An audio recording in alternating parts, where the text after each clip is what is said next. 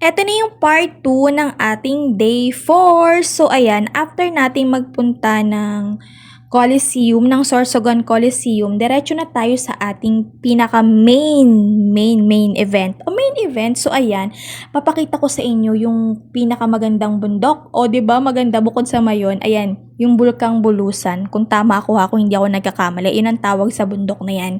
So, sa Sorsogon lang yan makikita. Sobrang ganda, my God. Gusto ko sana sa inyo pakita ng malapitan, kaya lang hindi ko siya makuha ng maayos. Kasi nga, nasa likod ako nakaupo, tas karga ko pa yung anak ko kasi nga, alam mo na, nag-iinarte siya ng mga panahon na yan, then tulog na tulog. So, ayan, eto yung environment sa Sorsogon, mga mi. Sobrang ganda, sobrang linis, walang ka-traffic-traffic.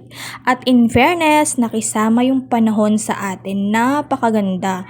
Yan, siguro after sa Coliseum, ang biyahe natin is mga 1 hour na lang siguro. Kasi sabi ni Waze, so ayan, malapit na tayo dyan makarating sa ating pupuntahan. Na kung saan, sobrang na-excite ako kasi first time kong makapunta dyan. So, nandiyan na tayo, nakarating na tayo sa Matnog. Diyan, kung saan meron naman tayong dalang sasakyan. So, syempre, magpa-parking tayo overnight. May bayad yan ng 300 pesos. Pwede na rin, di ba? So, nasa, malapit tayo sa market. Papunta tayo kung saan yung, yung tourism area. Tourism, ano bang tawag nila doon? Booth? Hall? Basta doon.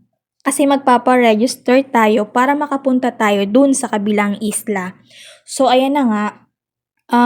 Akala ko malayo yung pupuntahan namin kasi naglakad pa kami dyan eh. Pero sobrang lapit lang pala. Ang ginawa namin is umikot lang kami kasi sinusundan lang namin yung yung tour guide ba tawag sa kanila. Basta sumunod lang kami sa kanila. Sabi nga dyan sa amin, mamili na kayo ng mga kailangan nyo kasi hindi kayo makakabalik agad, malayo pa, kinabukasan na babalik yung bangka na sasakyan nyo. Kaya kung wala kayong mga baon, pwede kayong mga mili dyan ng mga fresh na mga isda, seafood, at kung ano-ano pa. Hindi na kami namili kasi meron naman kaming mga daladalang food, syempre ready. Saka galing kami sa handaan, o diba, yung mga tira namin pagkain, yun na yung binaon namin. So, dyan sa part na yan, mga ilang hakbang na lang ata, nandyan na kami sa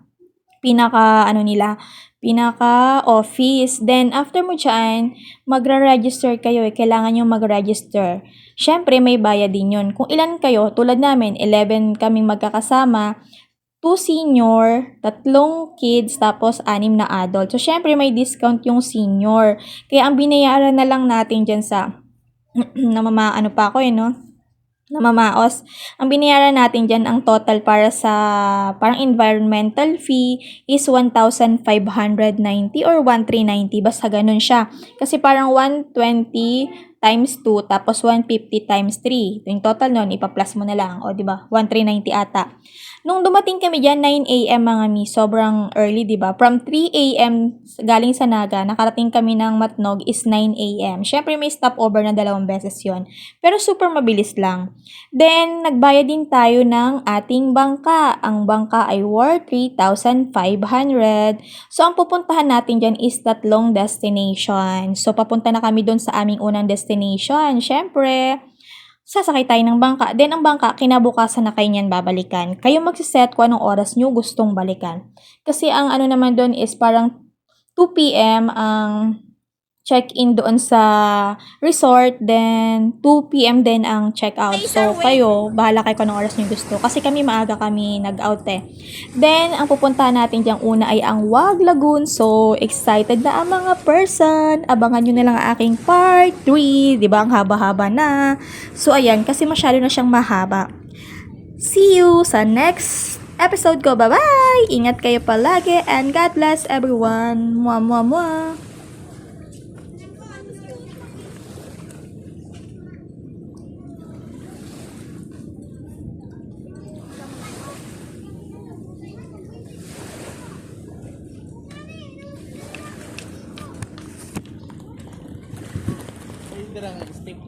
Para saan? Paano ka itong marshmallow? Mayo, ikakakanan lang. Kakanan lang to. Kung may hiling ang view. Ba't ka kasi nakapayo? Si Risa, sabi niya bukas ako. Yes, sabi ko ako. Medyo minadali mauna ka na. Wow, di wow.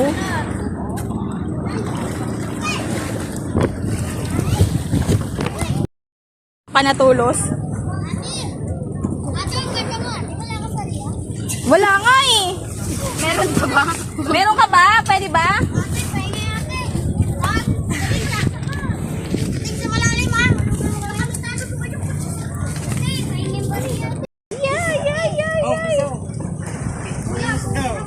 So, pahirapan mo man magkuha.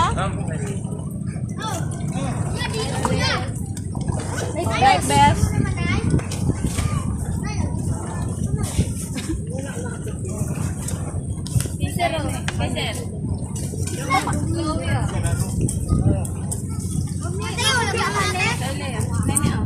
Ate, kuya, hulog.